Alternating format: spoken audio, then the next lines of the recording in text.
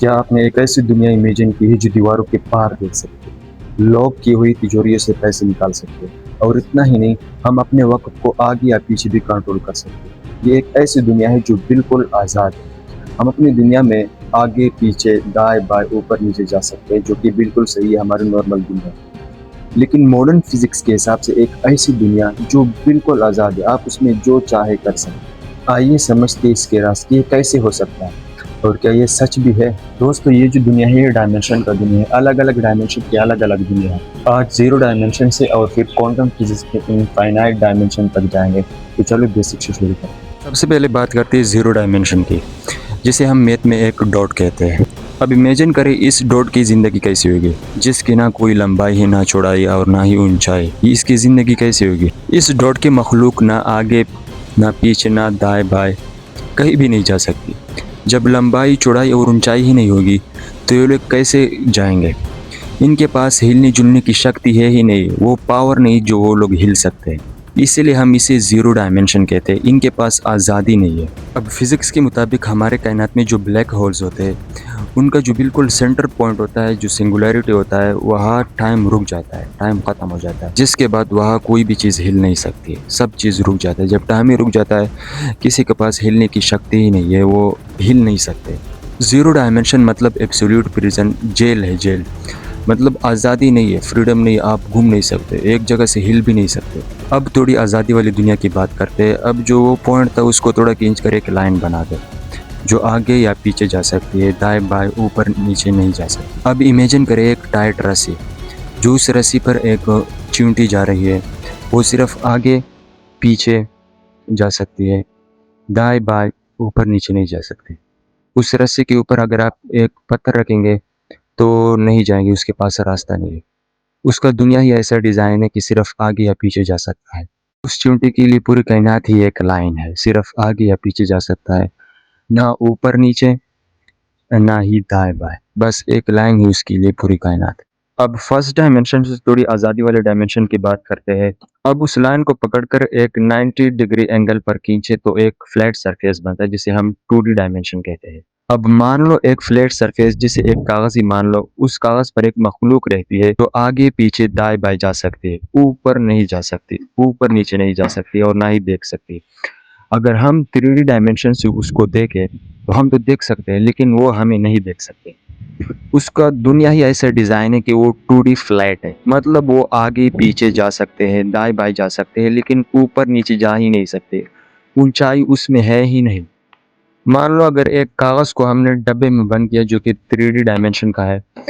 अब उस कागज को हमने डब्बे में बंद किया, वो तो 2D फ्लैट है। उस 2D फ्लैट में 2D मखलूक ही रहती है, 3D मखलूक नहीं रहता है। उस डब्बे में हमने कागज को बंद किया, अब उस डब्बे से वो खुद नहीं निकल सकती वो मखलूक। उसको हम निकालेंगे। अगर हमने निकाल दिया तो सही है, वरना वो खुद नहीं निकल सकती उस डब्बे से, क्योंकि वो है ही 2D फ्लैट की मखलूक। अब बात करते हैं इससे थोड़ी आज़ादी वाले डायमेंशन की, जिसमें हम रहते हैं, जिसे हम कहते हैं 3D डायमेंशन।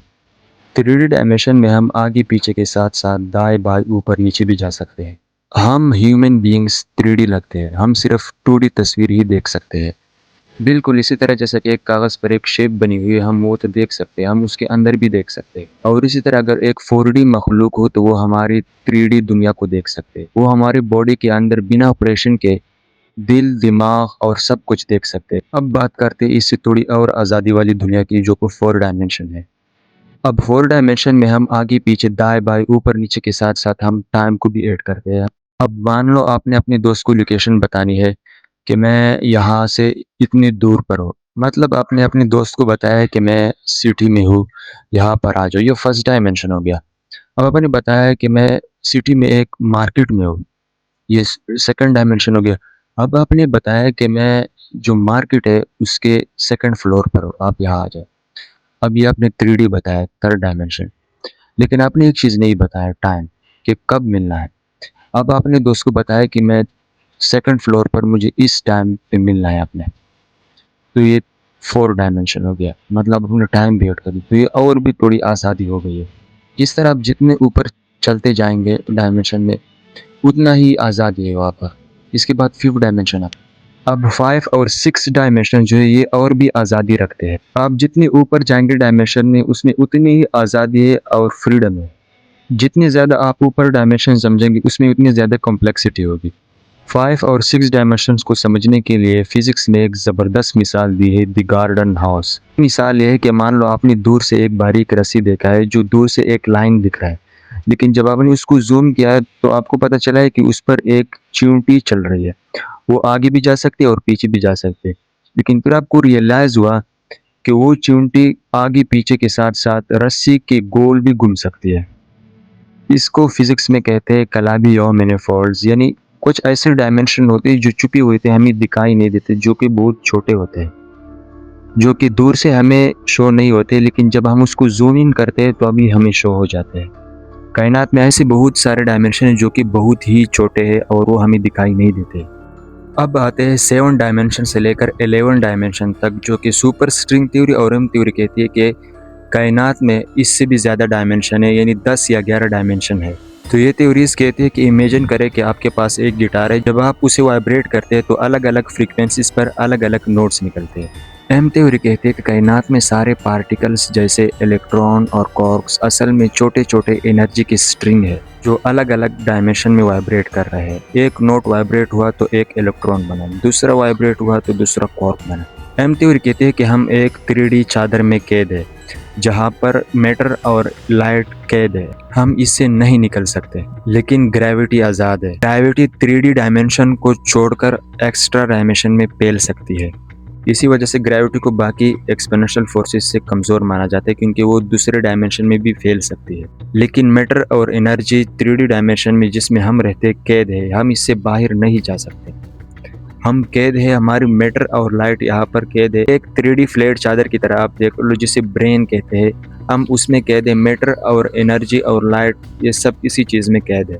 लेकिन ग्रेविटी दूसरे डायमेंशंस में फैल सकती है। 11 डायमेंशन से आगे क्या है? मैथ में हम 12, 13, 16, 26 या 32 डायमेंशन तक भी स्टडी करते हैं। ये क्यों करते हैं? ये सिर्फ यूनिवर्स को समझने के लिए स्टडी करते हैं और मैथ के इक्वेशन को सॉल्व करने के लिए। अब एफ थ्योरी जो 12 डायमेंशन का है, उसमें डायमेंशन को डिस्क्राइब करने के लिए 2 वक्त के डायमेंशन है। ऑब्सिडियन थ्योरी में 16 डायमेंशन है। इस थ्योरी में मैथ के इक्वेशन को सॉल्व करने और यूनिवर्स को अच्छी तरह समझने के लिए साइंटिस्ट 16 डायमेंशन तक गए।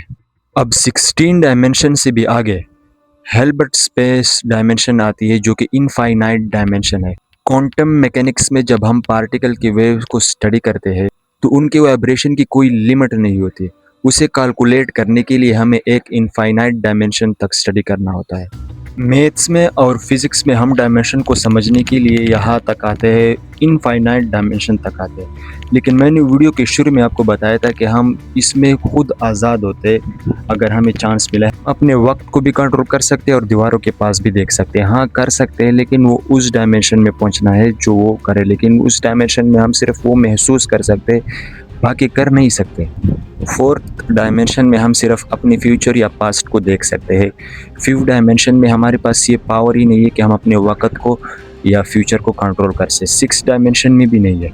इससे जितनी आप ऊपर जाएंगे आपके पास पावर आती जाएगी और आप अपने फ्यूचर को और पास्ट को कंट्रोल कर सकते हैं। लेकिन जितनी भी हायर डायमेंशन है उसमें अगर आपने अपने टाइम को छेड़ा या ख़राब किया तो उससे अगली नस्ल वाले टाइम भी ख़राब होगी और बाकी लोगों का टाइम भी ख़राब होगा।